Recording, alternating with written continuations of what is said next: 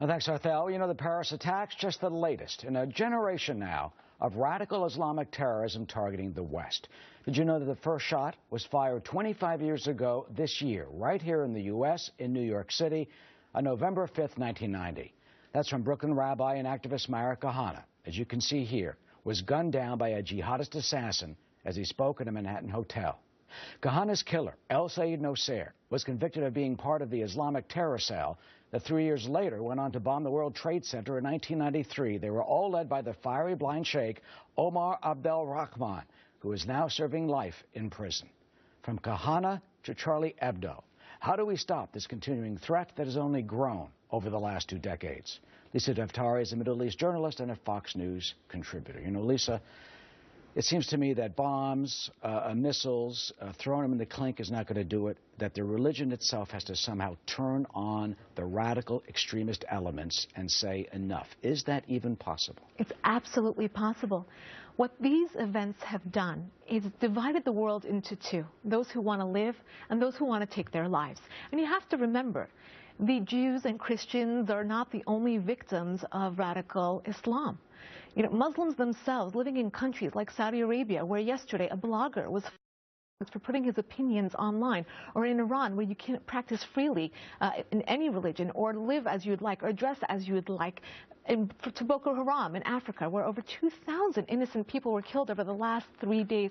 We are not connecting the dots on this threat that has remained with the same ideology. The ideology has remained consistent, but the way in which they maneuver has evolved, and we have not caught up to this evolution. And what the president can do, and what the West can do to understand this, is to look at President Sisi in Egypt, for example.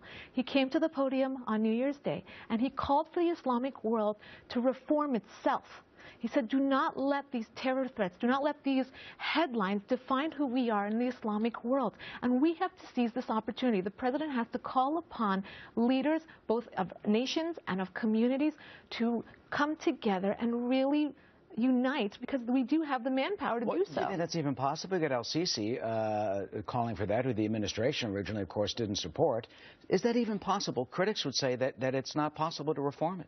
It's not possible to reform it because they're not backing down. And based on this week's events in Paris, we know that they're ahead. And they're targeting us. And we're still stuck in a post-9/11 mentality. And you have to fight ideology with ideology. They've evolved. If we take a look at Al-Qaeda, the Arabian Peninsula, the headquarters in Yemen that are basically guiding and focusing their efforts on the West, their leaders spoke English.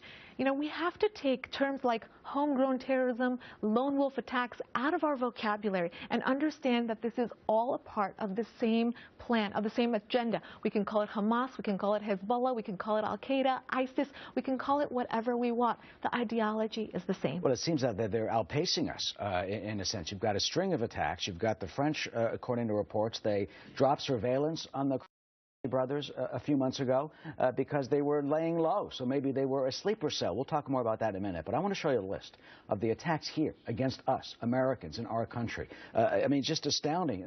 After Kahane, there was the World Trade Center bombing, the Brooklyn Bridge shooting of Baz, shot to death a young boy, Ari Halberstam, the New York Landmark plot, the Empire State Building shooting when a Palestinian shot tourists up there, the embassy bombings in Africa, 9/11, of course, Los Angeles, subway plot in New York City, Times Square car bomb, the Boston bombings, of course, and the recent New York City police hatchet attack.